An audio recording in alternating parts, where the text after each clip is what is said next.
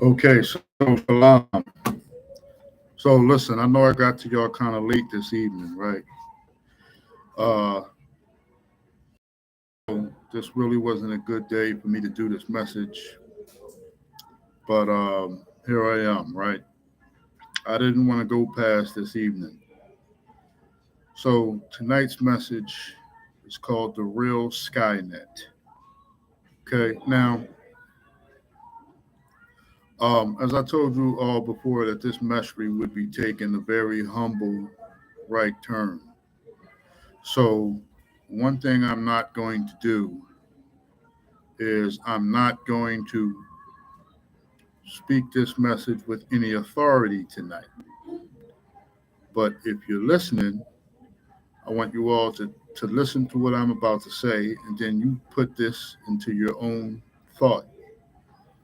And you take this and you pretty much make out of it what you can make out of it. Okay?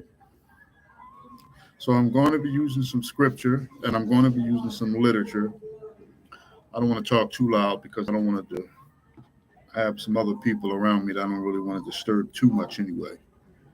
But I'm going to give you all some scripture and I'm going to give you some things to think about. Okay.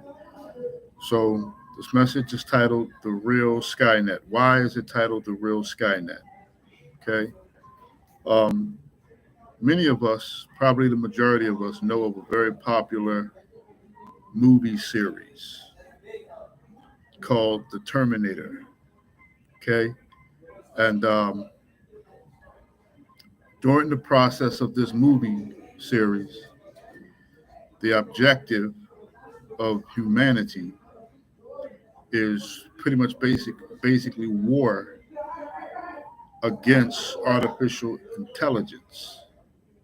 Okay, and a lot of you think that these movies are just fly by night, and that's because you're desensitized.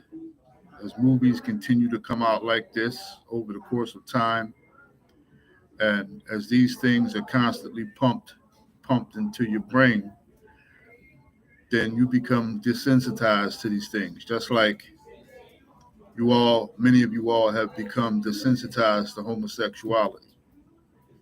So we know that it's wicked, but the reason why many of you don't care anymore is because it's constantly rubbed in your face. And what they're trying to do is constantly rub it into the faces of our children as well. But I want to say something, okay? So Skynet was in the series of the Terminator. Skynet pretty much was an artificial intelligent supercomputer that eventually was what that formerly it was controlled by the United States Army, the United States military. And what happened with Skynet is that she became self-aware because she was gathering the thoughts and all the feelings and the imaginations of us humans through across the internet in a cloud. So that's basically how she got her self awareness. Okay. Now, the movie is uh, nonfiction to a degree, right? Meaning not real, right? But like I said, um, normally I would speak authority and normally I would make everything that I'm saying tonight an authority. But I'm not going to do that. I'm just going to give you all some scripture, give you all some insight, and I want you all to take it into your for yourselves, do your own research, and make some light or heaviness out of it according to basically how you study, basically how you determine the situation. Okay, so the first thing I want to say, And there's a reason why I want to say this first. This may seem off topic, but I want to get this off my tongue right away. And I'm going to move into this a little later on into this message. I want you all to know that shortly, it's, if not already, it's going to be illegal to be homeless. Now, I want y'all to remember that because this is very significant to the point that I'm trying to make with this message. It's going to be meaning people that don't have a place to stay are going to be arrested specifically for that. Okay? Now, I also want to say that you can do your research. Some of you, I don't know why many of you think that this stuff is not true, because it just goes to show how small-minded many of you all can be. You need to do some research with Walmart and see that many of their facilities have either been turned into future concentration camps or beneath their facilities have become concentration camps. Okay? There has been spotted in yards or in areas where former Walmarts were, there's been spotted hundreds of thousands of coffins, hundreds of thousands of plastic coffins. Okay?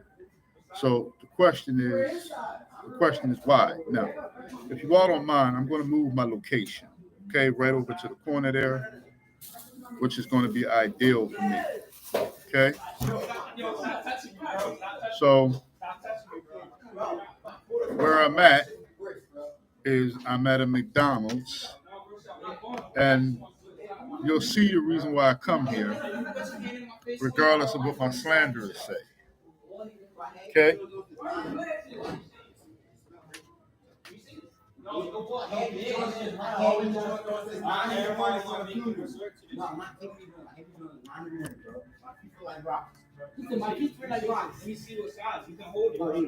Hold up just a minute. Let me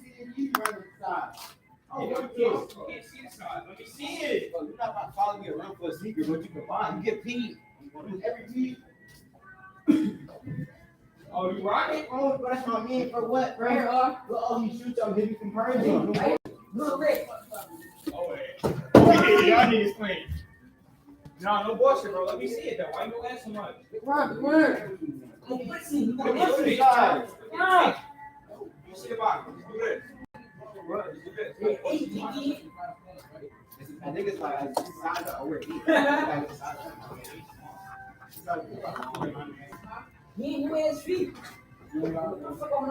you gonna do? Okay, they got some young fellas in here tonight. Normally it's nice and quiet up here, but pretty much I'm already here. I already started the message. So I'm just going to go ahead. I'm just going to continue the message. So 3 things that I wanted you all to remember, right? First thing I wanted you to remember is it's going to be illegal to be homeless. Then the second thing I want you to understand is that some Walmarts were shut down and turned into concentration camps, and others have concentration camps beneath them. And there has been, you all can just simply do your research. You don't even have to go on YouTube. You can pull it up on the internet. Just go on the internet or Google hundreds of thousands of coffins found, or hundreds of thousands of coffins cited. Okay? Bill Gates had already spoke about the decrease in world population. And the Georgia Guidestones, one of the Georgia Guidestones insists that the population, their aim is to decrease world population to about 500,000, or did they say million? Either way you look at it, I said this before because I wasn't sure before when I spoke on this. So one of the Georgia Guidestones, there are pretty much 10 satanic commandments. And one of the Georgia Guidestones, for the most part, is speaking about decreasing world population to either 500,000, even if it's 500 million. 500 million from about 8 billion is a dramatic aim, the dramatic number to want to approach. That's greatly pretty much almost all of the world's population for the most part. Okay, so now what I want you all to understand is I wanted to say those few things. Now I want to go to Isaiah chapter 65, verse 11. Isaiah chapter 65, verse 11, right? And it says, "But ye are they that forsake Yahuwah and forget my holy mountain, that prepare a table for that truth." Another word for this word truth is Babylonian deity. The Babylonian deity that Isaiah is referring, that Yahuwah is referring to here, is Satan. Okay? So let me read that again. But they are that forsake Yahuwah, that forget my holy mountain, that prepare a table for that Babylonian deity, and that furnish the drink offering unto that number, or unto that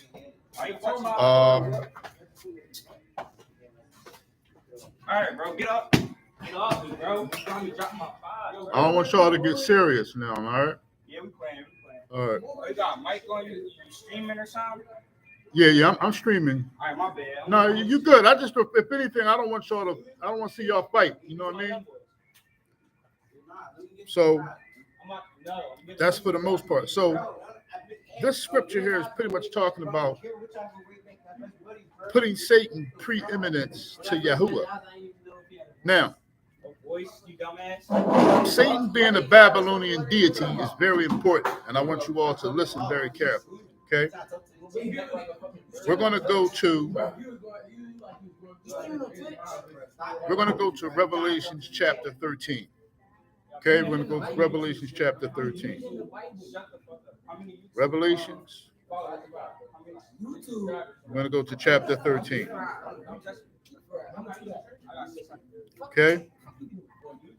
Now, I want you to pay very close attention to this, okay? Precept upon precept, precept upon precept, line upon line, line upon line. I'm not going to attempt to do any speculation, okay? I think one of the biggest problems that people have with the scroll of Revelation is speculations. Also, I want you to understand something about the scroll of Revelations. It's not in order. And I want you to know something else about the scroll of Revelation. All of this is happening on the Sabbath, and it's all happening within 24 hours. Okay? So, but let me go ahead and begin here, right? So it's going to say, "And I stood upon the sand of the sea." This is John. This is a Revelations or a Hazum, or pretty much a vision by John, given to him by Yahushua HaMashiach. So John says, and I stood upon the sand of the sea and saw a beast rise up out of the sea, having 7 heads and 10 horns. So he's having 7 heads and 10 horns. And upon his horns, 10 crowns. And upon his heads, the name of blasphemy. Okay? So upon his head, the name of blasphemy. And the beast which I saw was like unto a leopard, and his feet were as the feet of a bear, and his mouth as the mouth of a lion. And the dragon gave him his power, and his seat the great authority.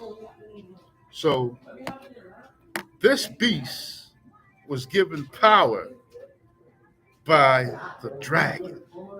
Now, listen, many of you think that I'm against, first of all, many of you have no idea how I matured. Now, we're not going to get into my slanders because right now, to you all, it's only I'm crazy to many of you. Some of you know the case, but then some of you are like, well, you can't prove it, leader. But I don't despise everyone in the camp, and I don't despise all camps because of the wickedness of one camp leader. So when I say things, if it's contrary to camp doctrine, I'm not saying it because I'm emotional. I'm just saying it because it's true. So many, not only camps, but other people would like to consider the dragon here in Revelations as speaking of the Caucasians. Okay, well, that's true, but it's not true. And so how can something be true and not true? Well, it's deceptive in a way. So I don't want to get into genealogy of Caucasians, different variations of so-called Europeans, because there are different variations. Okay? And for the most part, the majority of them, they despise the God of the Bible. They despise Revelations 1:15. But I want people to understand something here. This dragon is literally talking about the old serpent. It's not talking about a race of people. It's talking about the actual Satan, the devil. That's who it's talking about. Okay? That's what it's talking about. Now, I said I wasn't going to make this an authoritative message. So many of you all could go pretty much take that and decipher that however you want to decipher it. Now, it's coming from this Malak. It's talking about the devil. Many of you don't want to take that serious, then that's fine. You don't have to. Okay? But that's pretty much the case. Okay? So he stood up and he stood up upon the sand of the sea, and he saw a beast rise out of the sea, having 7 heads and 10 horns, and upon his horns 10 crowns, and upon his heads the name of blasphemy. Now, to you all who are novice, and to many of you all who are not very skillful, this is not a literal monster coming out of the ocean. Okay? I want you all to understand that. It's extremely metaphoric. And it's going to take wisdom. It's going to take wisdom to decipher it. But moreover, it's going to take precept upon precept, precept upon precept, line upon line, line upon line. Okay? So, verse 2 says, we're in Revelations chapter 2. Excuse me, we're in Revelations chapter 13. I'm moving on to verse 2. And the beast which I saw was like unto, now he's going to describe, now John is going to describe the beast in which he saw. So he said, and the beast which I saw was like unto a leopard, and his feet were as the feet of a bear, and his mouth as the mouth of a lion. And the dragon gave him his power and his seat and great authority. So the dragon, Satan, once again, as I said to you before, gave this beast his power, his seat, and his great authority. So another thing is that the so-called quote unquote Antichrist is not to be considered, is not talking about one man. I tell you that's twofold. It is talking about one man. It's talking about a government. So what is the Antichrist? The Antichrist in its totality is a government system.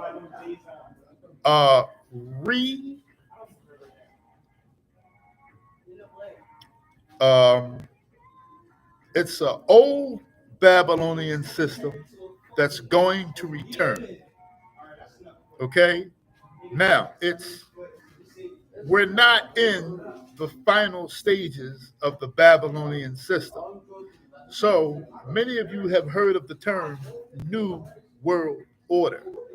And many of you shove it off, you flee it off because you take it not important. The New World Order is spoke about here in the scroll of Revelation. And I'm going to, if you all just pay close attention, okay, this is going to come to light. Okay? So, what does this beast look like again? Well, it's not actually the way it looks, but I'll explain it. So he describes the beast, which he saw like unto a leopard, and his feet were as the feet of a bear, and his mouth as the mouth of a lion. And the dragon gave him his power and his seat and his authority. Verse 3, and I saw one of his heads as it were wounded to death, and his deadly wound was healed, and all the world wondered after the beast. This is extremely tricky. Many people, and I'm not going to beat up on the Christians, right? Because any and everybody that collects 501c3 has false doctrine. Why? Because there's no way around it. If you collect 501c3, you're going to speak falsehood at some. Now, I'm not saying that some camps don't do better than others. Some churches don't do better than others with this. But ultimately, there's no way around it. If you get a buck, the people may not pay you, like the churches, but the camps, either way, whether if you don't get paid by the people, you get paid by the government. Just like in some cases, a lot of the churches do. You have members, because the same thing with the jails. It's an institution.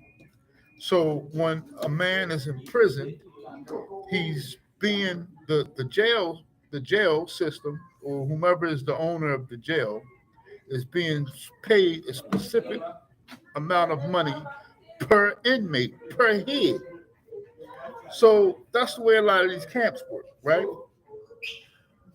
So, point here, it says that now I'll admit a lot of Christians, you're wrong with this. Verse 3, when it says, and I saw one of his, first of all, line upon line. We want to take our time. I'm not going to make any insinuations or speculations here. I want to tell you exactly what this is saying according to its own self. It says here, and I saw one of his heads. So, one of the beasts. Remember, the beast has 7 heads. We're going to get to this in a minute. So, it said here that he saw one of his heads as if it were wounded to death. This is not talking about a man. It's not talking about a man. Okay? And I'm going to prove that later. I'm going to get back. I'm not going to forget because I have to run into it. So I'm not going to forget. Okay? So it was wounded to death, and his deadly wound was healed, and all the world then wondered after this beast. And verse 4 says, and they worshipped the dragon, which gave power unto the beast.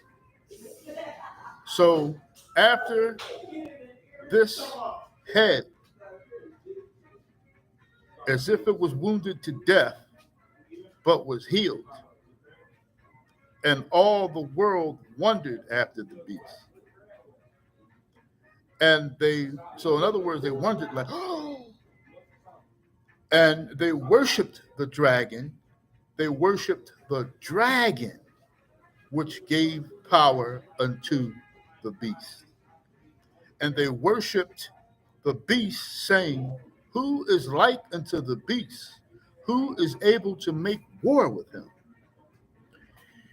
So you got to understand what's going on here. Something happened to where everyone in the world is saying, who can bang with such a power? Who can go head on with such prolific power? Pretty much.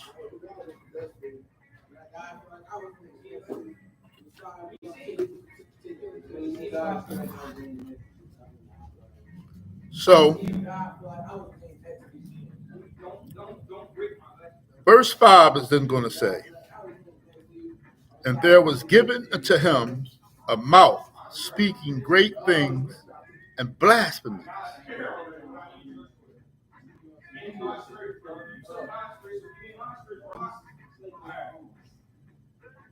Who is like the beast, and who is able to make war with him? And there was given to him a mouth speaking great blasphemies, great things and blasphemies. The power was given unto him to continue 42 months. That's 3.5 years. So I have reason to believe that there's going to be a mid-tribulation catching away. Okay? Now, I'm not going to say this with authority. Many of you would like to use the word rapture. But I want you all to understand something right now. Many of you don't believe that there's going to be a quote-unquote rapture. Yes, there is. Yes, there is. I don't like to use the word rapture, but it's going to be a catching away, midway 7-year tribulation. Okay? The first 3 years of the tribulation is going to be rough. But the second 3.5 years,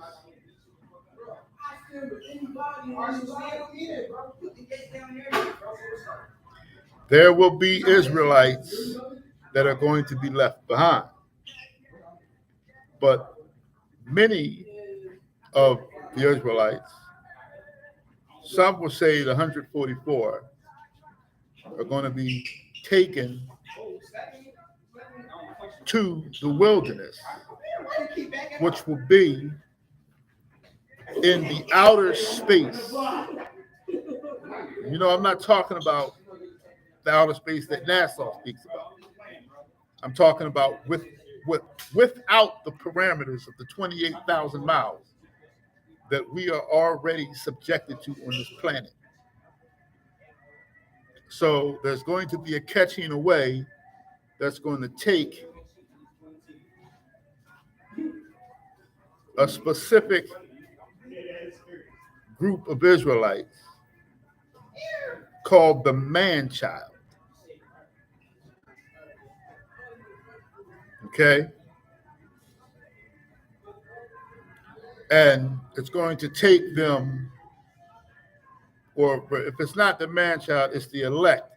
It's pretty much going to take them from the trials and tribulations that are going to go into the second half of the 7-year tribulation.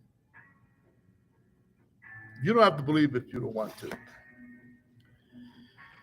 So it's also going to say here, and he opened his mouth in blasphemy against Elohim, to blaspheme his name, to blaspheme his name. But many people think that the memorial of Yahuwah. Now, so we're going to keep going here, because I will admit, in many cases, in some cases, when it says blaspheme the name of God, in some cases it is specifically talking about the word of God, or it can be interchangeable. So, but let's see here, because it says he's going to blaspheme against his name and his tabernacle and them that dwell in heaven. So he's going to blaspheme the people that dwell in heaven. His tabernacle. Now, his tabernacle, I'm not sure what that means. It could mean one of two things. It could mean that he's going to blaspheme Yahusha, because Yahusha is the tabernacle of Elohim. Yahusha is the visible image of the invisible Elohim. Paul, the cleanup man, explained that the whole deity, the whole fullness of the God deity, of the deity of God, dwells within Yahusha bodily.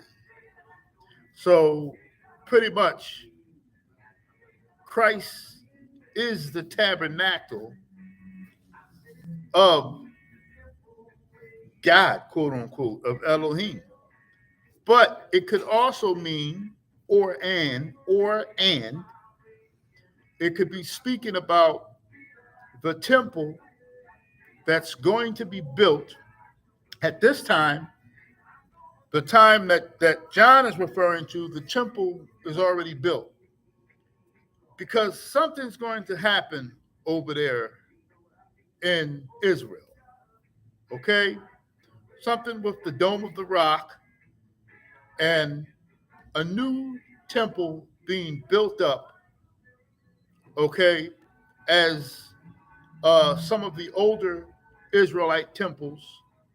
And for many people that say that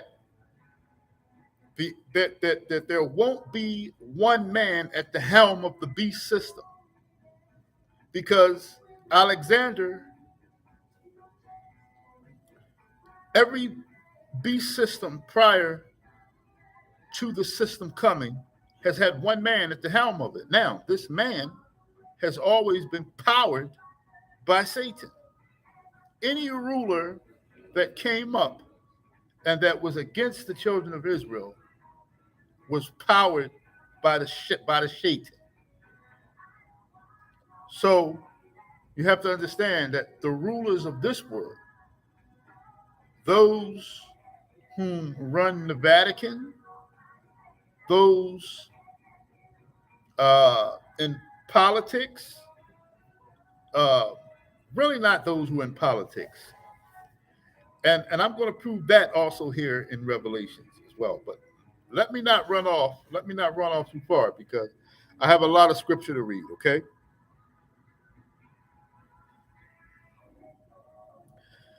So he's going to open his mouth. So it says to blaspheme the name and the text. So what I mean, so one tabernacle is Christ, and the other tabernacle will be the tabernacle that will be built in Jerusalem.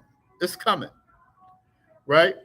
And one man is going to go into that temple and proclaim himself to be Elohim, proclaim himself to be as mighty as the creator of heaven and earth. This is going to happen. Okay? So is the Antichrist one man? Not in specific. It's definitely a system. It's a system meaning religious, political, judicial, military might.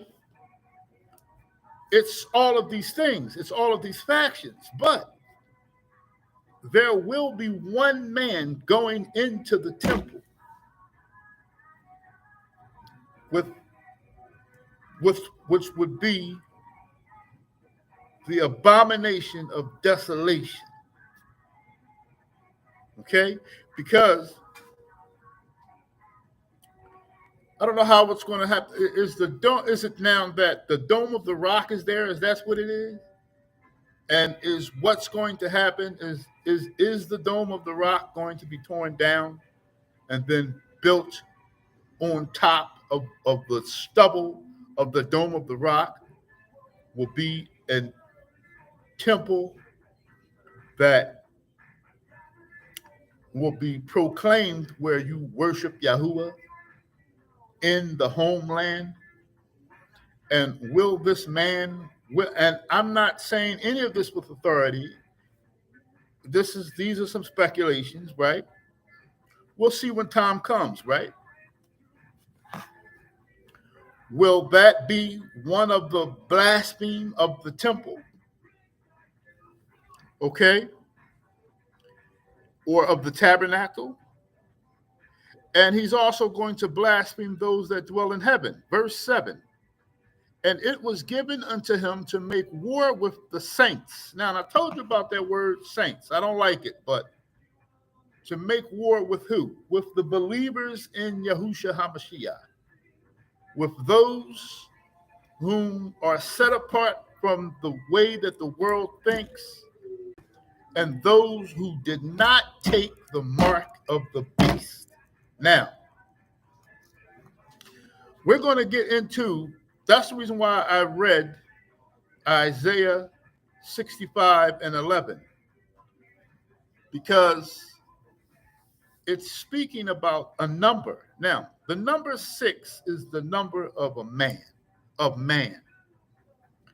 Why? Because the number 7 is perfection, according to Elohim, according to God, and we all come short of perfection, all of us.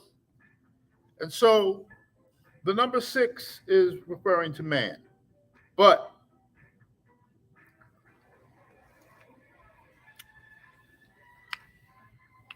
I want to tell you some things, because many of you, now let me tell you that something that I don't like that some of the camps do.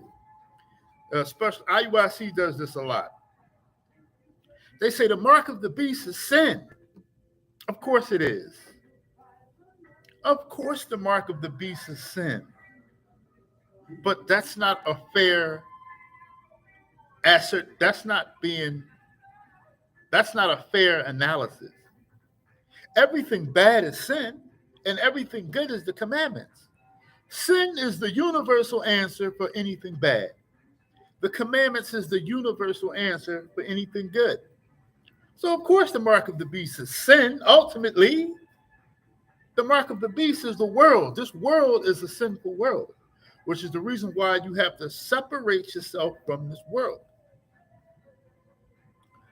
But sin is not a fair analysis. Okay? Sin is not a fair analysis. Okay, so the mark of the beast is sin. All right, whoop-de-doo. But it's not a fair analysis. Everything bad is sin. Everything good and righteous is the commandments. You can't use those universal terms to try to make it seem like you know what you're talking about. Okay? So, we're going to read on. Okay? And let's speed up, shall we? It says, and it was given to him to make war with the set apart ones and to overcome them. And power was given him over all kindreds and tongues and nations. So power was given this head, this government, this beast system. Power was given him over everybody, no matter where you're at on this planet.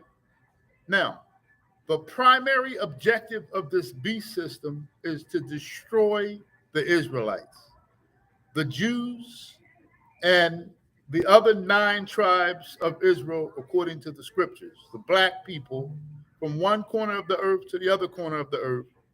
We are the Israelites. And those of us here in this land of so-called corporation America are the true Jews, and our identity was stolen by the imposter European Jews, by the pale so-called Jewish people that are over there in the land of Israel today. They are not the true children of God according to the Bible. But you Negroes here in America are.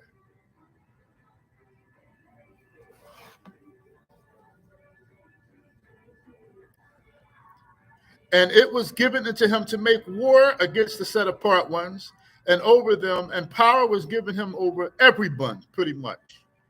8, and all that dwell upon the earth, and all that dwell. See, this is what I'm trying to tell you all. Everybody's in trouble.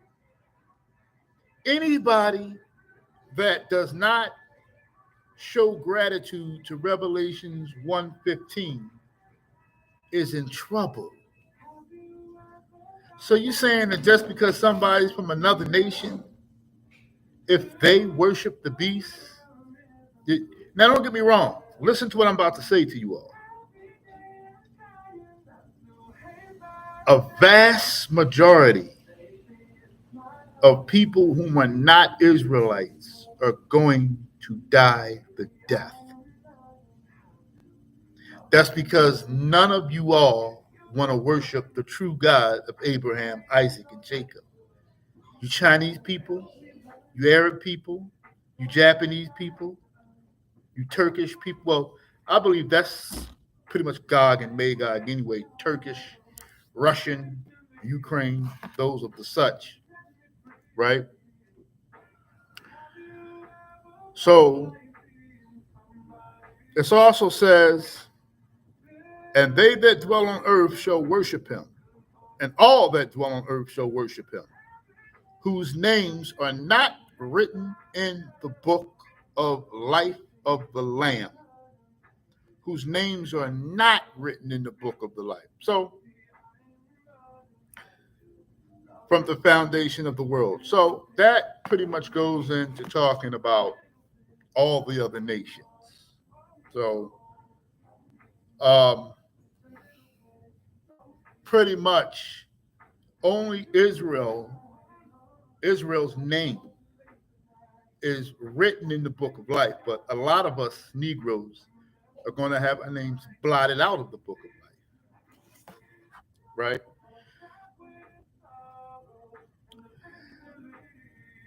And he's going to say, and I beheld another beast coming up out of the earth. And he had two horns like a lamb, and he spake as a dragon, and he exerciseth all the power of the first beast before him, and causeth the earth and them which dwell therein to worship the first. So basically, John sees two beasts. One is the government structure, the power structure, and the other one is going to pretty much be able to exercise the same powers of the government, but it's not necessarily going to be government, but it's going to be backed by the government, and the government, they're going to complement one another. So you have the power structure, and the second piece is going to be the false prophet. The false prophet is pretty much the Vatican. They're already here. Now, I want to be careful with my words, but I'm going to tell you some truth. The Vatican is a lot more powerful than people think they are. As I've said thousands of times over, the Vatican is not ran by the Pope. Any man that travels land and sea is the puppet. You got to remember that. Those with true authority and power, they don't play the travel game. Those with the true power are not the face. They control from the dark. They are the shadow law. These are the people with the true power, is what I keep trying to tell y'all. The presidents that are put in this Oval Office of Corporation America have no power. They do what they are told, lest they be assassinated. It's just that simple.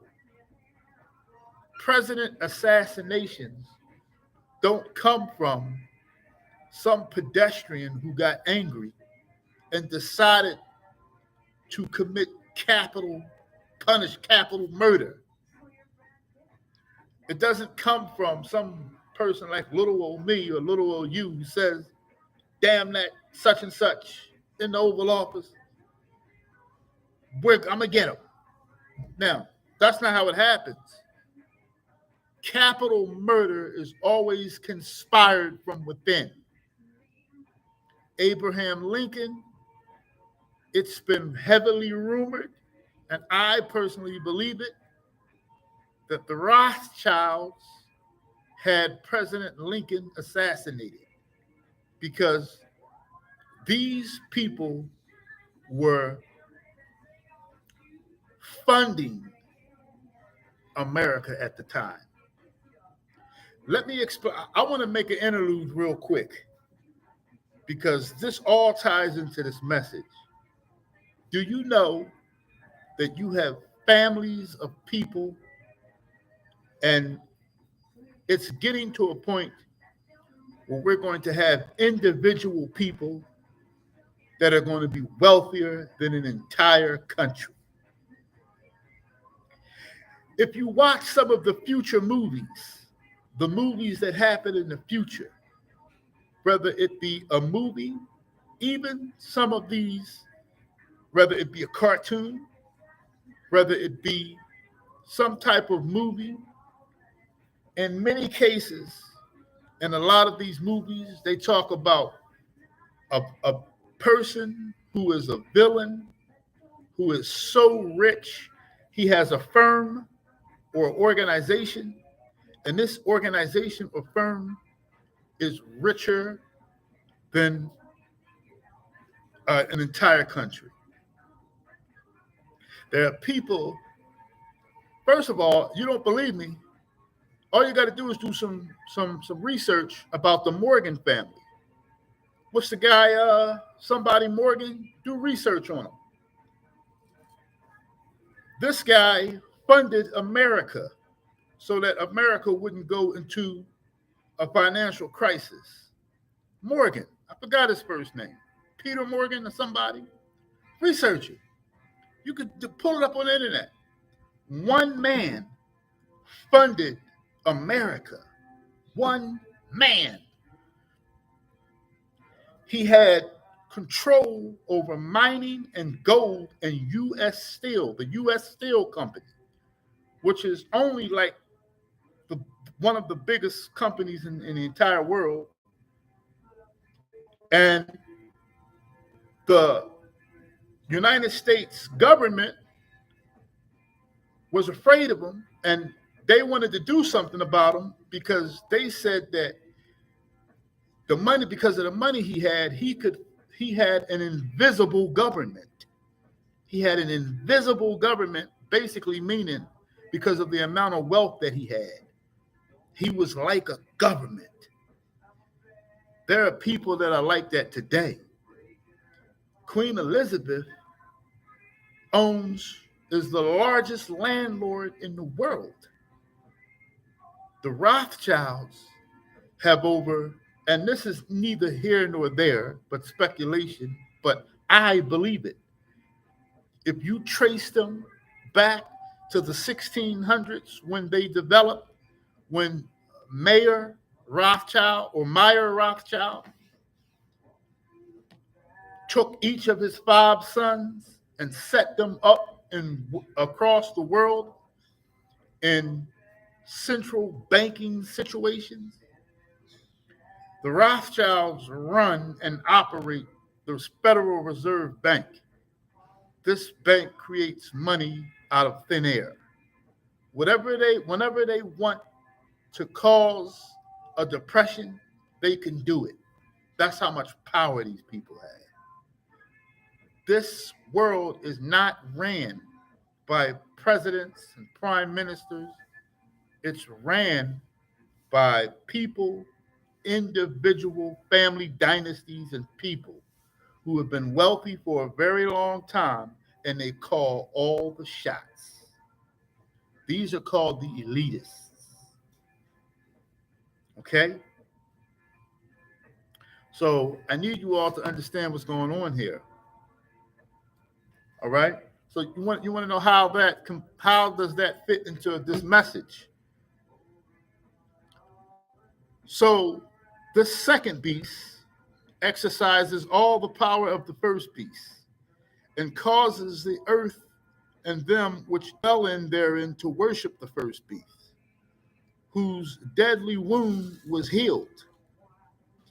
And he doeth great wonders, so that he maketh fire come down from heaven on the earth in the sight of men, and deceiveth them that dwell on the earth by the means of those miracles, which he had power to do in the sight of the beast, saying to them that dwell on the earth,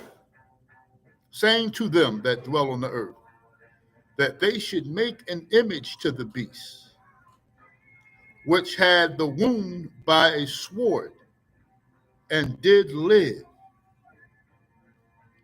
And he had power to give life unto the image of the beast, that the image of the beast should both speak and cause that as many as would not worship the image of the beast should be killed. So a lot of people are saying that the mark of the beast is the image of the beast. I know this mark of the beast thing is becoming very frustrating. I bet you all this much. Those that say the mark of the beast is not the microchip, well, it's I bet you what. How much you want? Those that are saying it's not the microchip are not going to get the microchip. How much you want to bet? How much you want back though? One of these people have already said it. We're not saying go get the microchip. We're not going to get the microchip. So is the image of the beast the mark of the beast?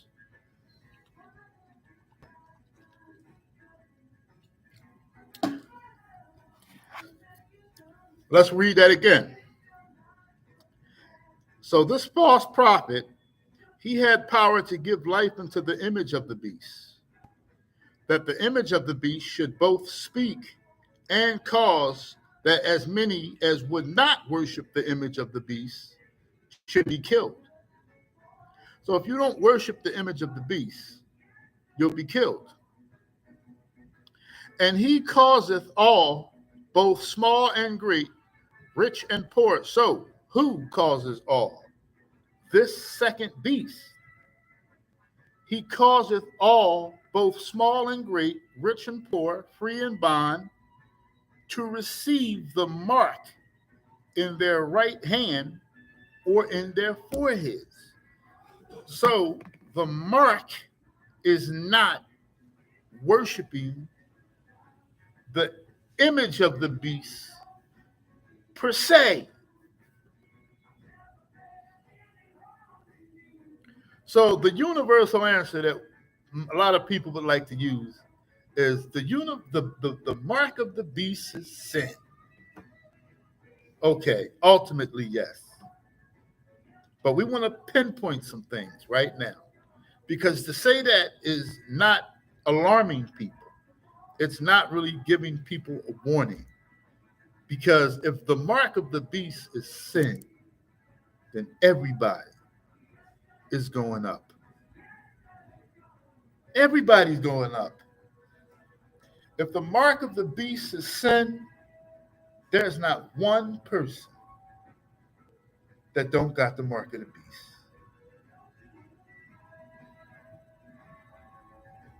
So this is what I'm trying to say here, right? So the mark of the beast, it's a spiritual mark, but in order to get that spiritual mark, it's also a physical representation. Okay? So it's both spiritual and it's physical. And that no man, so they get it in their right hand or on their foreheads, and that no man might buy or sell except he that had the mark or the name of the beast or the number of his name. Here is wisdom. Let him that hath understanding count the number of the beast, for it is the number of a man, and his number is 666, 666. So, the mark of the beast is sin, quote unquote. But guess what? You can't buy nor sell if you sin. Damn! That would be messed up, wouldn't it?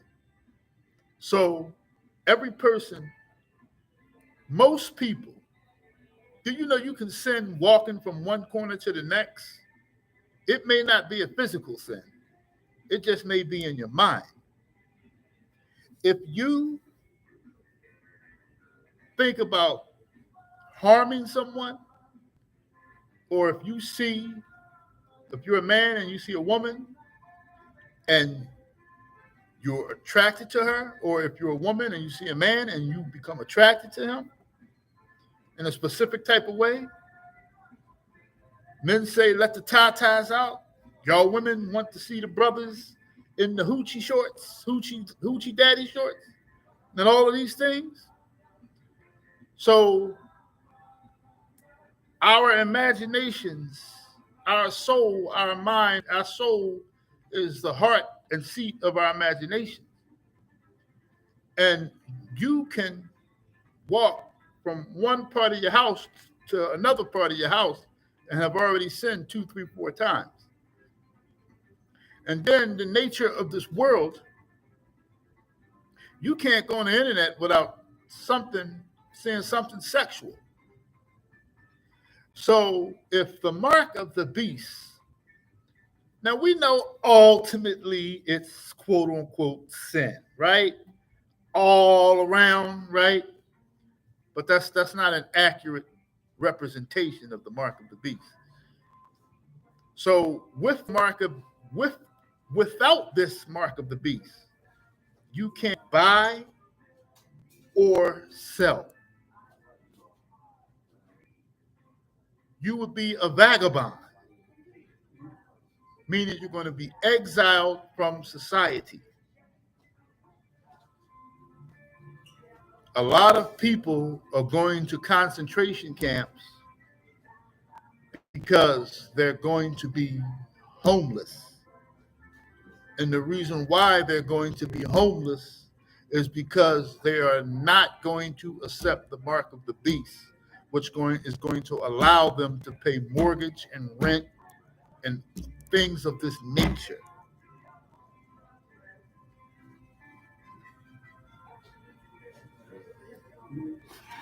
Now,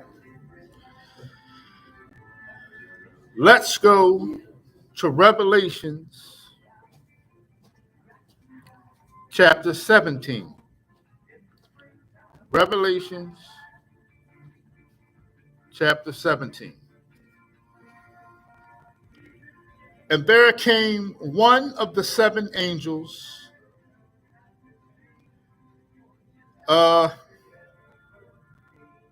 Okay.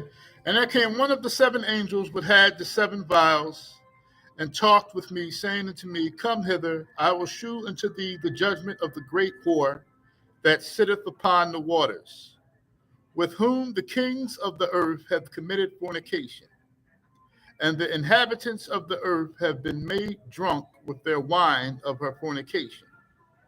So he carried me away in the spirit in the wilderness, and I saw a woman sit upon a scarlet colored beast, full of names of blasphemy, having 7 heads and 10 horns. Is this America? Because a lot of people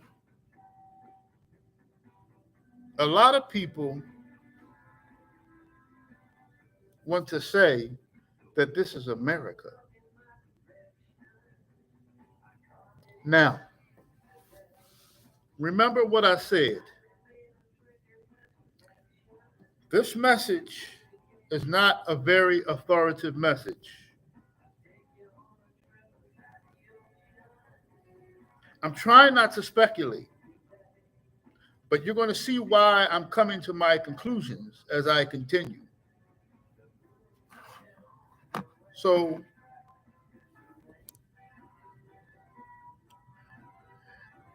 and the woman, so this woman is talking about a city or a country.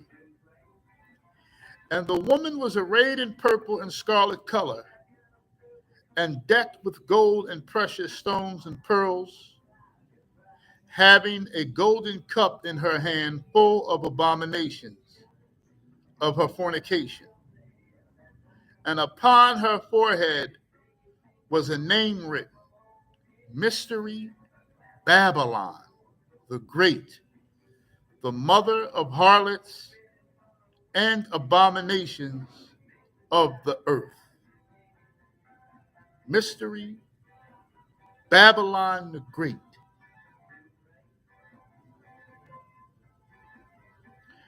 And I saw a woman drunken with the blood of the saint. You know what? A lot of people say that this is America. Some people will say that this is Vatican City.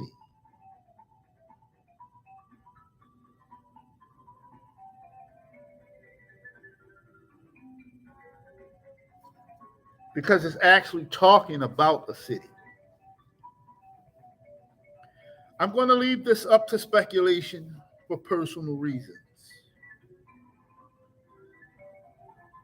I'm going to leave this up to speculation for personal reasons. Some of you are going to say that this is America. Some of you are going to say that this is Vatican City.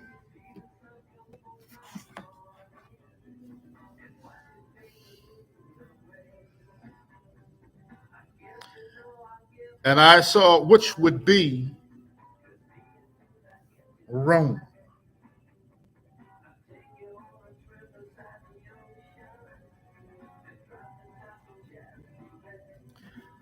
I'm going to leave it up to speculation. And I saw this, and so this woman, drunken with the blood of the saints, drunken with the blood of the believers of Christ, and with the blood of the martyrs of Yahusha. And when I saw her, I wondered with great admiration. And the angel said unto me, Wherefore didst thou marvel? I will tell ye the mystery of the woman and of the beast that carrieth her, which hath the 7 heads and the 10 horns. So I'm not going to give you any speculation. Now go to Revelation 17, and we're going to let Revelation 17 explain Revelation 13. Precept upon precept, precept upon precept, line upon line, line upon line. Revelation 17 is going to explain Revelation 13, and then we're going to go to the Old Testament. Okay?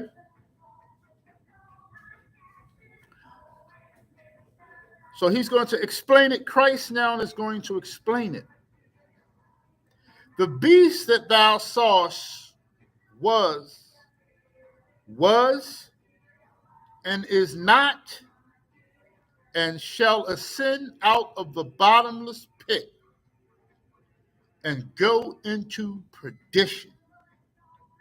And they that dwell on earth shall wonder, whose names were not written in the book of life from the foundation of the world.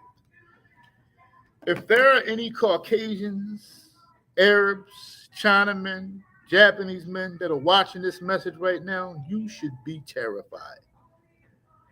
Many of the other nations, the vast majority, if not almost all of you, who consider not Revelations 1:15, are going to be oblivious when this happens, which is happening and which will soon happen.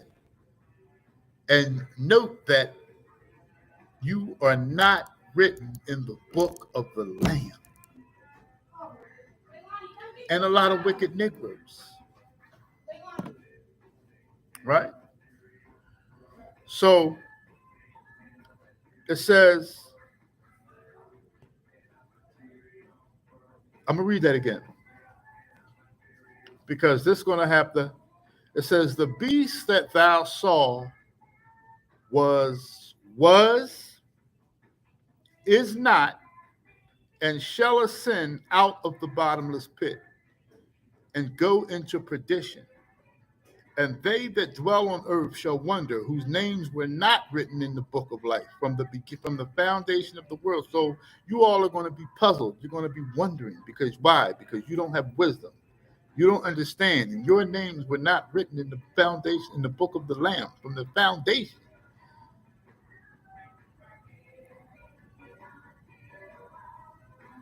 When they behold the beast that was, is not, and yet is. And here is the mind which hath wisdom, see? So those who are not written in the book of life, you all have no wisdom. That's why none of you can believe this. This goes for a lot of you Negroes too. Many of you are in great danger. I'm trying to tell y'all. And here is the mind which hath wisdom. The 7 heads are 7 mountains. The 7 heads are 7 mountains on which the woman sitteth. The 7 heads are 7 mountains on which the woman sitteth. Now, if a lot of people want to get geographical, a lot of people can attribute that to the Vatican City. Or do you want to say, I'm leaving this up to speculate. Well, you're supposed to teach us which one is it? I'm not going to say yay or nay. Okay? But I tell you what, whichever you choose, whether you choose to say this is America, whether you choose to say it's Vatican City, at the end of the day, it's all the same beast system. It's all the same Babylonian system. Okay? Babylon is a system. All right?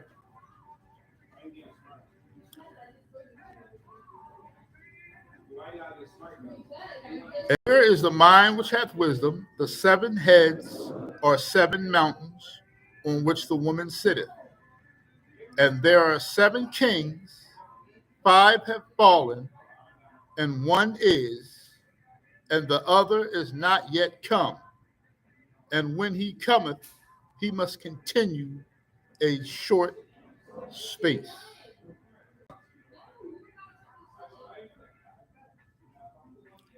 And there are 7 kings, 5 are fallen. So, when is this revelation taking place? That's the question. So, you can't read this today and say that 5 have fallen, because by now 6 have fallen. Because when John was given this revelation, this was about what, 2,000 years ago? So 5 kings had previously fell, 5 kingdoms, governments, whatever you want to call them. In the earlier days, they were called kingdoms. Now they're still called kingdoms. But you can call it a government, same thing. So 2,000 years ago, when John was receiving this revelation, 5 kings had already fallen. What 5 kingdoms had already fallen? Well, you had the Babylon,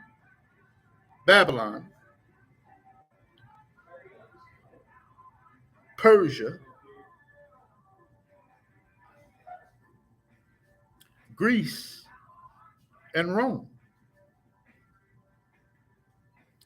That's 4. So he said 5. He said 5 had fallen. And 1 is.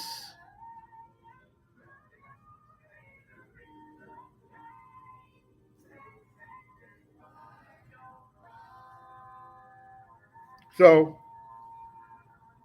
let me come right back to that. And when he cometh, he must continue a short space. And the beast that was and is not, even he is the eighth,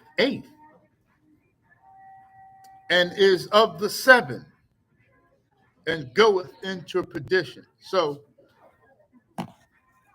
basically, we are not yet the 8th beast.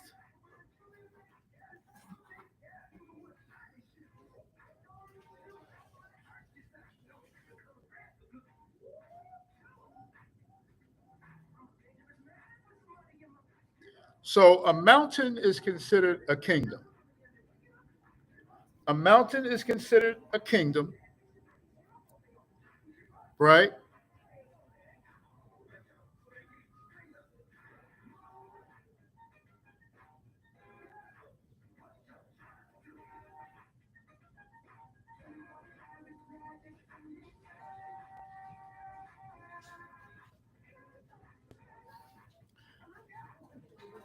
It says, and these are 7 kings, 5 are fallen.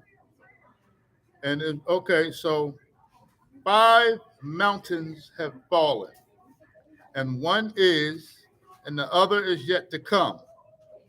And when he cometh, he must continue a short space. And the beast that was is not, even he is the 8th, and is of the 7, and goeth into perdition. So he's the 8th and is of the 7 and goeth into perdition. So this is a kingdom that is returning, pretty much so. So when he says to him,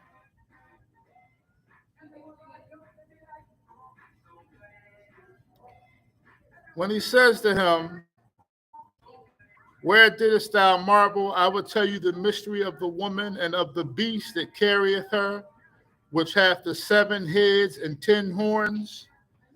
Let's go back to Revelations 13 real quick.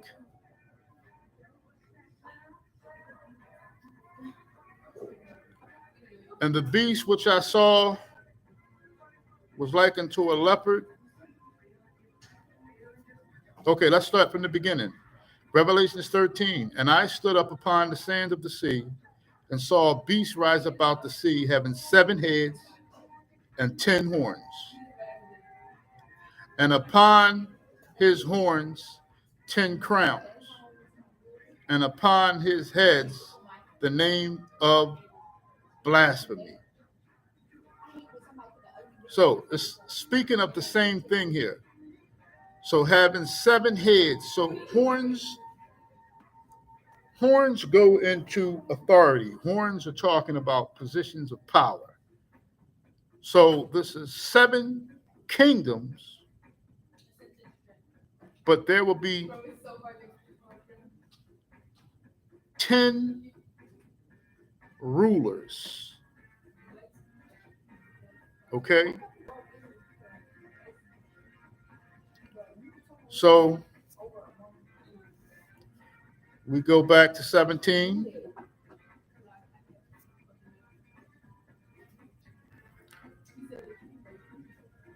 And the angel said, wherefore this mystery of the woman and the beast that carrieth them, which is in the beast that thou saw is not, which hath the 7 heads and the 10 horns. The beast that thou saw is not, and shall ascend out of the bottomless pit and go into perdition.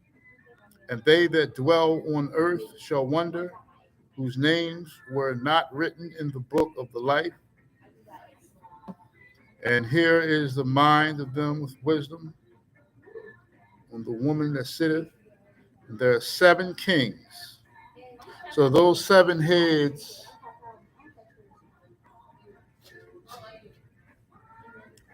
seven kings, 5 are fallen, and 1 other has yet to come.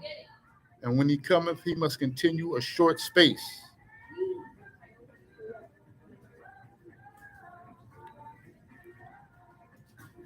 And the beast that was is not, even he is the 8th, and is of the 7. So he's the 8th. He's coming in the end. He was one of the 7. So this is pretty much Babylon rising again. That's why at the top it's going to say, and upon her forehead was a name written, Mystery Babylon the Great, the mother of harlots and abominations of the earth. Okay? And the 10 horns which thou sawest are 10 kings. So the 10 horns are 10 kings, which have received no kingdom yet. The 10 horns are the 10 kings that have not received kingdoms. So these are 10 men that are very wealthy. They are not ahead of any government, but they control the government.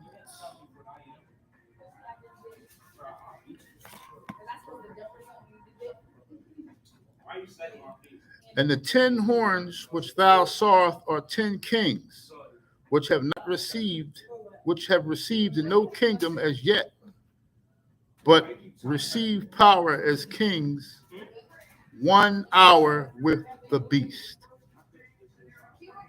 These have one mind and shall give their power and strength unto the beast. So it says that the dragon, 13, it said that the dragon would give power unto the beast. Here is saying that these 10 men are going to give their power to the beast. It's the same as Satan giving power to the beast, but basically what they're doing is it's these elitists that are going to co-sign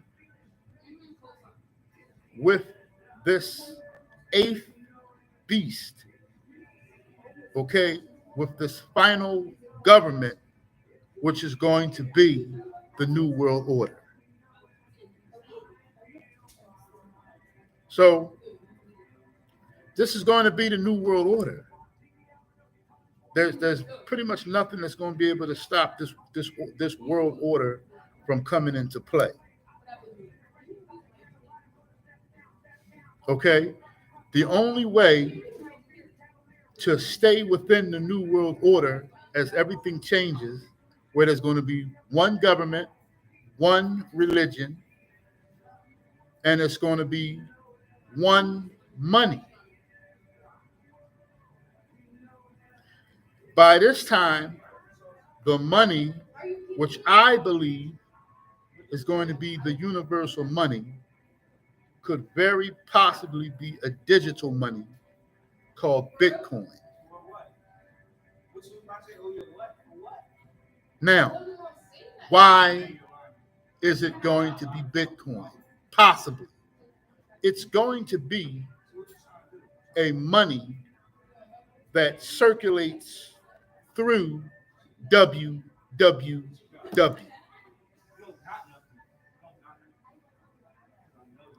The paperback, by the time the New World Order, and the New World Order is ushering in right now. See, this is what I'm trying to tell you all. All of this stuff is right around the corner. The money system is even going to be www. Now, I want to say something else. Amazon. People think that Amazon got all of their money from delivering packages, dropping off packages, and all of that. That's where they got some of their money. Y'all know them doorbells that a lot of people got, the monitoring doorbells? Amazon is behind that.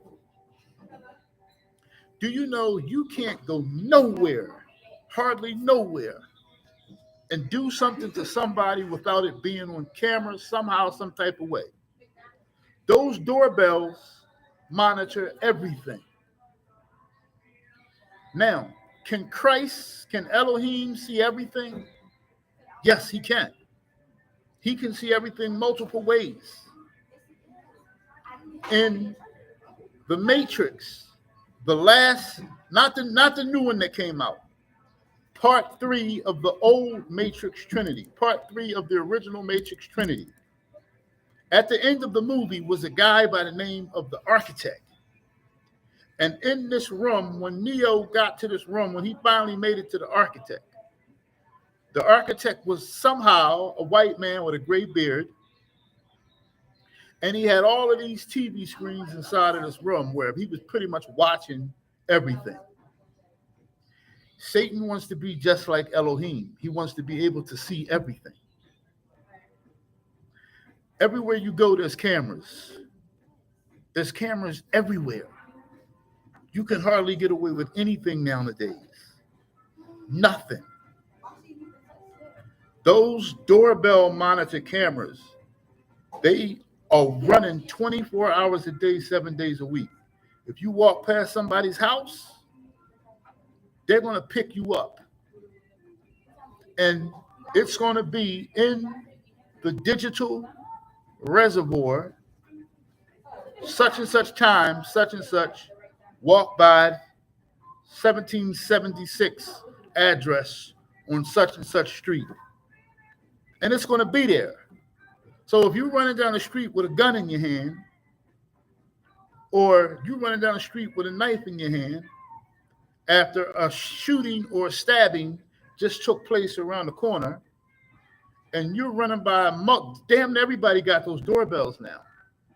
And you're running by multiple houses that got those doorbell cameras, all those cameras are picking you up. If you go to the next block, they're catching you on the next block too. That you can't do nothing down Center City. If you go down Center City and you try to commit a crime, it's over for you. You might as well just walk to the precinct and say, I did it. Because there's no way in the world you're going to get away with it. Cameras are everywhere. Cameras are everywhere now. When I walk out of this McDonald's here, I'm on camera now. When I walk out down the steps, I'm on camera. When I walk out the door, I'm on camera. And when I walk across the parking lot, I'm on camera. Getting into my car. When I drive out the parking lot, the cameras is catching my license plate, drive out the parking lot to drive down the street. Pretty soon, this government is going to be able to see you no matter where you're at. Okay?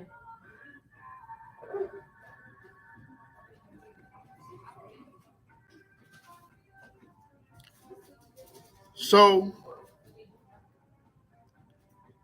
and the 10 horns which thou sawest are 10 kings, which have received no kingdom as yet. See, they don't have a kingdom yet. These are 10 kings, but they don't have a kingdom yet. But in the new world order, they will have a kingdom. Okay? But receive power as kings 1 hour with the beast. So once this beast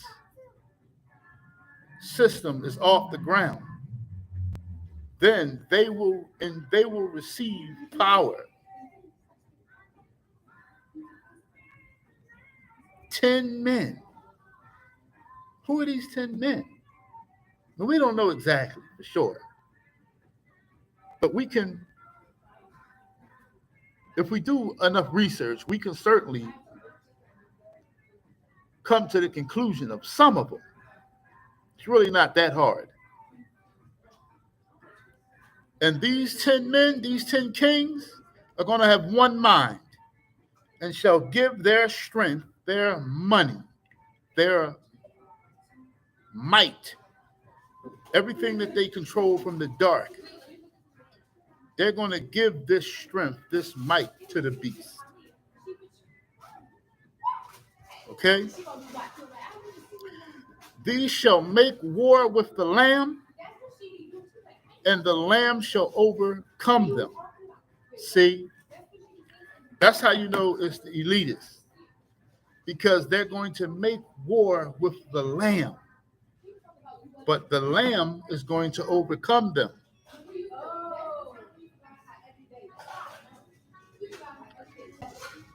For he is Lord of lords and King of kings, and they that are with him are called and chosen and faithful.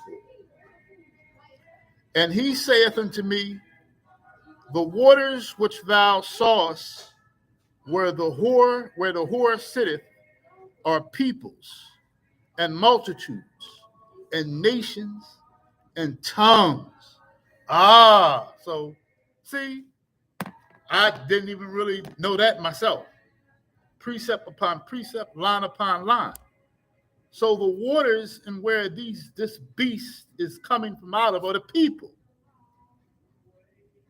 The people where? All over the earth. Everybody.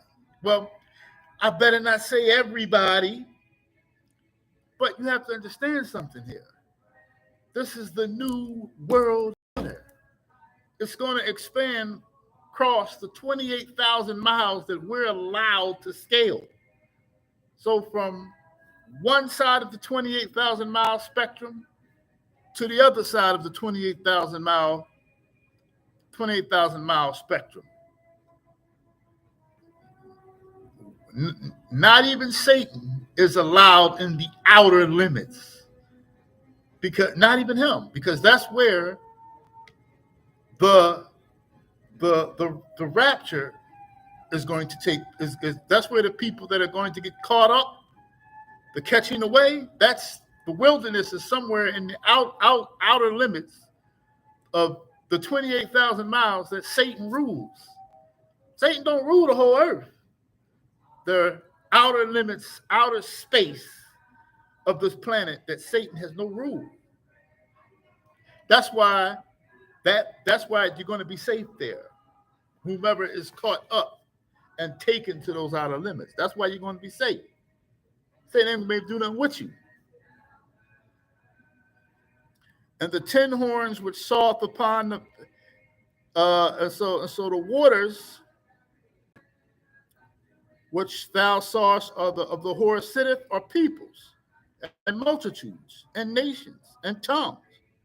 And the 10 horns which thou sawest upon the beast, these shall hate the whore.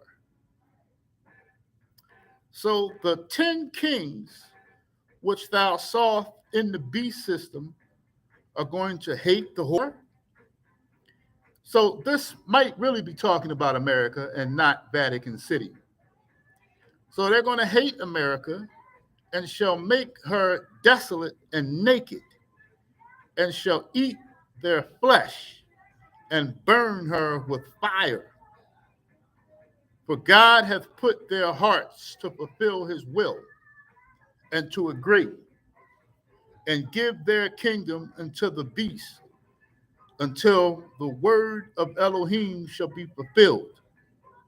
And the woman which thou sawest is the great city, which reigneth over the kings of the earth. So,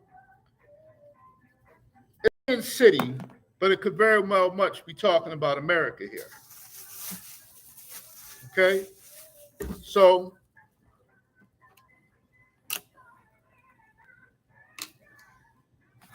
this message has not even taken its turn yet. Okay? So, I'm trying to think if I should go to Daniel 7, because I don't want to make this message too long. So, Daniel 7 is pretty much talking about the same thing. Okay?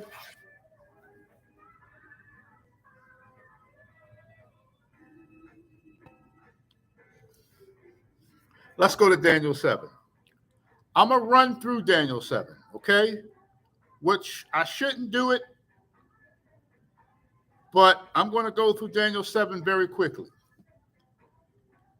In the year of Belshazzar, this is Daniel chapter 7. In the year of Belshazzar, the king of Babylon, Daniel had a dream and visions of his head upon his bed. He wrote the dream and told the sum of the matters. Daniel spake and said, I saw in my vision by night, and behold, the four winds of the heaven strove upon the great sea, and four great beasts came up out of the sea. So Daniel saw these same beasts. Daniel said he saw four great beasts come up out of the sea. Remember, this sea was Revelation say that the sea was talking about the people? It said the waters, but so I guess come out of the great sea. This is talking about the people. And four great beasts came up from the sea, diverse one from another. The first was like a lion, and had eagle's wings. I beheld till the winds thereof were plucked. And it was lifted up from the earth, and made stand upon its feet as a man. And a man's heart was given to it. And behold, another beast, a second, like to a bear. And it raised up itself on one side, and it had 3 ribs in the mouth of it, between the teeth of it. And they said thus unto it, Arise, devour much flesh. After this I beheld, and lo, another, like a leopard, which had upon the back of it 4 wings of a fowl, and beast had also 4 heads, and dominion was given to it. After this I saw in the night visions, and I beheld a 4th beast, dreadful and terrible and strong exceedingly, and it had great iron teeth. It devoured and brake in pieces, and stamped the residue, stamped them that were left with the feet of it. And it was diverse from all the beasts that were before it, and it had 10 horns. So that last beast is the beast. Now, this Daniel, this is the Old Testament. So many of you, whether you're in religion, Islam, or some of you, a lot of you non-believers, you don't believe in the scroll of Revelation. Islam, it is commanded that you believe Daniel. It's commanded that you believe the scroll of Daniel. This is the Old Testament, Muslims. So this Daniel is speaking about the same thing of Revelation. So Daniel's dream was sort of kind of like the vision that was given to John, right? I considered the horns, and beheld, there came up among them another little horn, before whom the 3 of the first horns plucked up by the roots. And behold, in this horn were the eyes like the eyes of a man, and a mouth speaking great things. See, right there.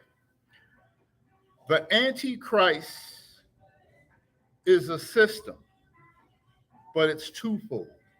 It's also going to be a man that's ahead of this last beast system, which is going to be the New World Order. See, the New World Order is going to be one religion, whatever the religion is going to be. I personally think it's going to be some twisted offset of Islam, me personally, because even in your Quran, you guys make about probably the only prediction that I can think of that's in the Quran. You guys saying something that the final prophet is going to be the Mahdi. Now, be honest with you, personally, I think that the man that's going to be in the head of this New World Order, me personally, I think is going to be number 44. That's my personal, but that don't mean nothing. You can't take that for face value at all. But that's my personal belief, which should not be taken seriously. Now, if you want to analyze it and research it and take it to speculation, then you can do so. See if whether or not it has any weight. That's up to you. But that's only my personal belief, and I'm allowed that. But I'm not going to dare say that with any authority. But that's where I'm leading to this. So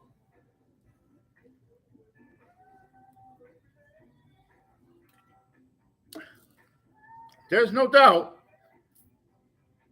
that the beast, this Antichrist, is a twofold meaning thing. Now, there are many Antichrists, right? From what I'm gathering from the Bible is, first of all, I don't think that everyone that 501c3, I don't think that you're an Antichrist. No way. Many of you are very much a soldier for Yahushua HaMashiach. Many of you. I would dare say something like that. That would be evil. There are some of you that are an Antichrist. If you put money before Yahuwah, if you tell a bad doctrine for the sake of the 501c3, you are Antichrist because you're going against the word of Christ. So anybody that wants to preach that Mary was not a virgin and that John was Christ's biological father, that's antichrist doctrine. That's not my opinion. That's the word. That's the word, which is going to be my next lesson, possibly. So here it is Daniel pretty much saying the same thing. So what does Daniel say? And it was diverse from all the beasts that were before it. He said, and I considered the horns, and behold, there came up among them another little horn, before whom there were three horns, before there were three of the first horns plucked up by roots. And behold, in this horn that's why it's going to be 10 kings and 7 governments, or 7, it's going to be 10 kings from 7 kingdoms.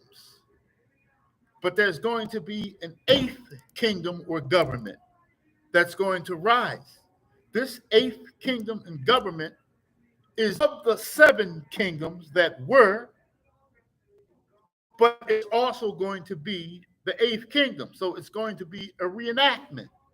So it says mystery Babylon. So of which kingdom?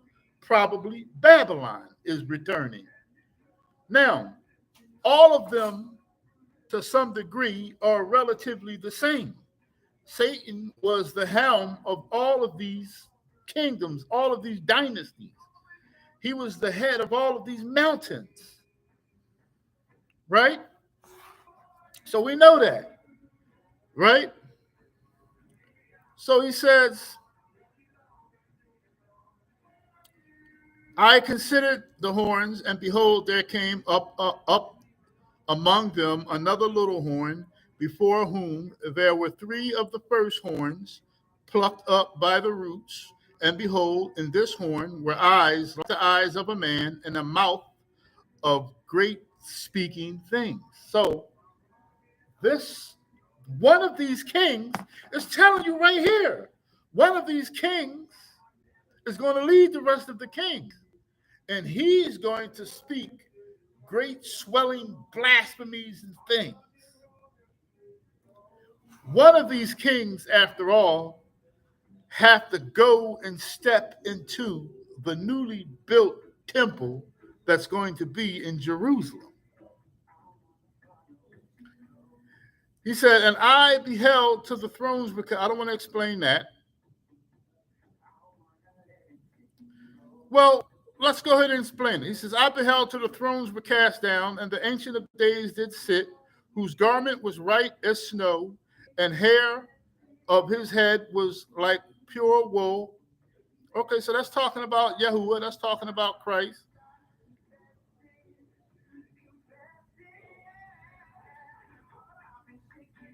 And I came near, and he said, then I would know the truth.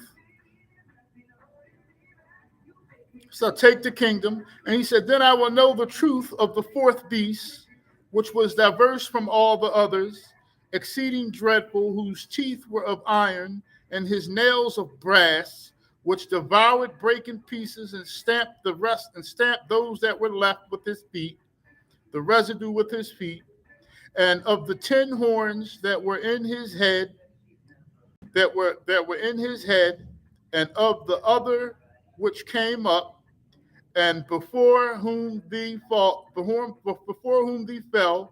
even of that horn that had eyes, and a mouth that spake very great things, whose look was more stout than his fellows.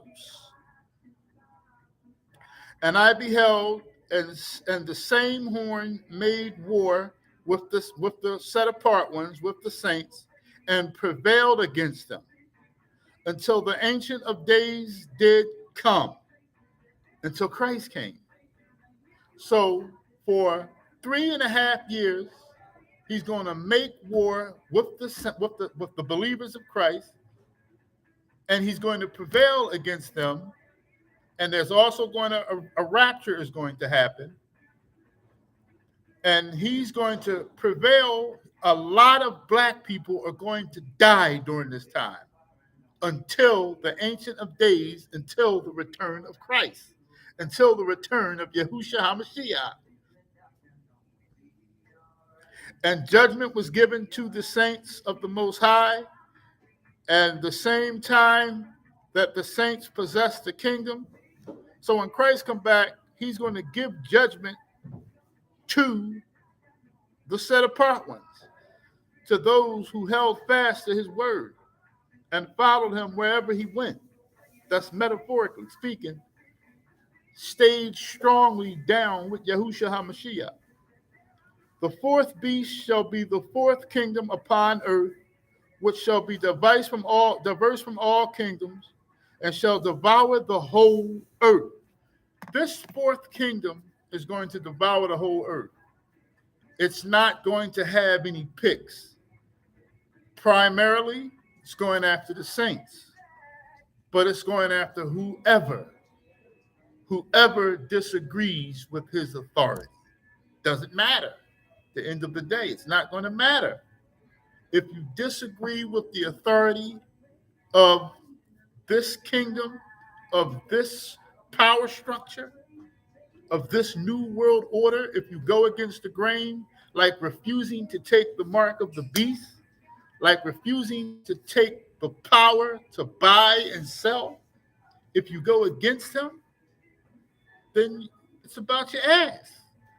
It doesn't matter if you're an Israelite, doesn't matter if you're China man, doesn't matter if you're a Caucasian man, doesn't matter if you're a Japanese man, doesn't matter if you're an Arab man, it doesn't matter who you are. Okay? And the time came that thus he said, the fourth beast shall be the fourth kingdom upon the earth, which shall be diverse from all the kingdoms, and shall devour the whole earth, and shall tread it down and break it in pieces.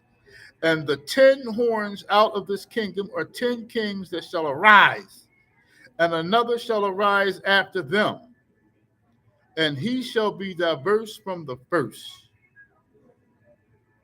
And he shall subdue 3 kings. So listen to what this says right here. And the 10 kings, the horns are kings. And the 10 kings of this fourth beast, so of this last and final power structure of the kings, there are 10 kings. Of the 10 kings out of this kingdom are 10 kings. Of the 10 horns out of this kingdom are 10 kings that shall arise, and another shall arise after them. And he shall be diverse from the first, and he shall subdue 3 kings. So he's going to take authority from 3 of these kings. And he shall speak great words against the Most High, and shall wear out the children, and shall wear out the set apart ones of the Most High, and think to change times and laws, and they shall be given into his hand until a time and times and the dividing of times, which is 3.5 years. But the judgment shall sit, and they shall take away his dominion to consume and destroy it until the end. And the kingdom and dominion, so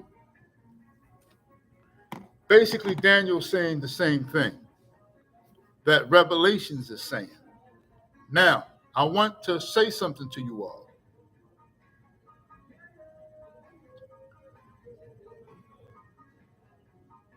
I want to go to Matthew chapter 4, and I want to read verses 8 and 9. Who is the person that gives power on this planet? on this planet, who's the person or who's the deity that gives power on this planet? You think that people don't make deals with the devil. There are families that have made deals with the devil. And there are men and people who are in corporations who literally make deals with the devil. You don't believe me, do you? That's too far-fetched for you, right? Matthew chapter 4, verses 8 and 9. Again, the devil taketh him up into an exceeding high mountain. Why? Meaning power, meaning authority. A high mountain is a kingdom. But the devil took Christ to an exceeding high mountain and sheweth him all the kingdoms of the world and the glory of them, and saith unto him, all these things will I give thee, if thou wilt fall down and worship me. But Christ didn't know but Satan didn't know who he was talking to. Christ, of course, rebuked him, said, listen, Satan, get thee behind me. You don't know who I am right now. You really don't. You know who I am, but you don't know who I am. Because if you did, you wouldn't have given me that offer. Satan, I don't need this. Satan, I'm from heaven. Satan, I'm the ball. I don't want that. You can have that. Don't you know I let you have it? I let you have this. Why? Because I'm fulfilling my prophecy. So Satan took Christ up to an exceeding high mountain, just like he did Nebuchadnezzar, just like he did the other great kings of the past. He takes them and he gives them an offer, and they make a deal with him so that they can have gold, military might, and all of these things of such. So it is Satan. He tried to give all that to Christ. Christ don't need it. Christ could have took it from him right then if he wanted to. But pretty much that's an example. It's Christ, it's Satan, that he creates these horns. He creates these men in authority, right? It's him. Okay?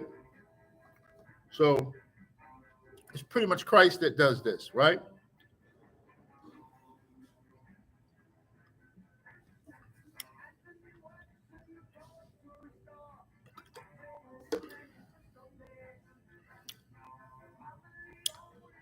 Okay, so I'm going to go to Isaiah 14.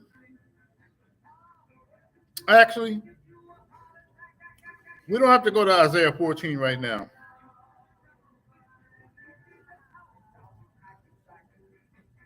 So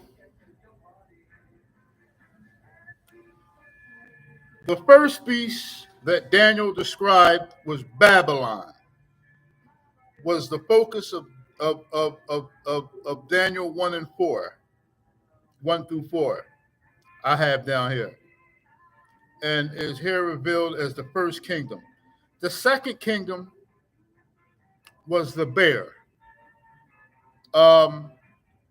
The bear, if you do some research, is the Medo-Persian Empire, and I have pretty much down here the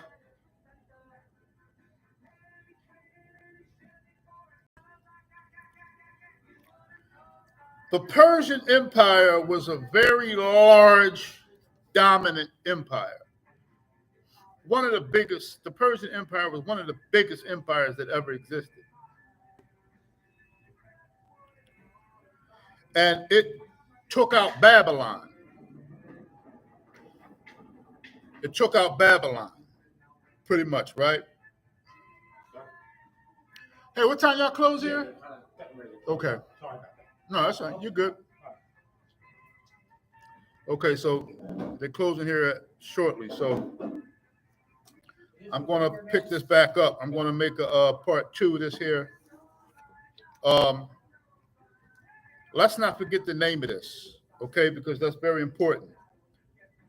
It's called the Real SkyNet. So many of you still trying to figure out where I'm going with this. So this is a good message, right? But I'm gonna actually come right back, okay, and pick up where I left off. Okay, shalom. All right.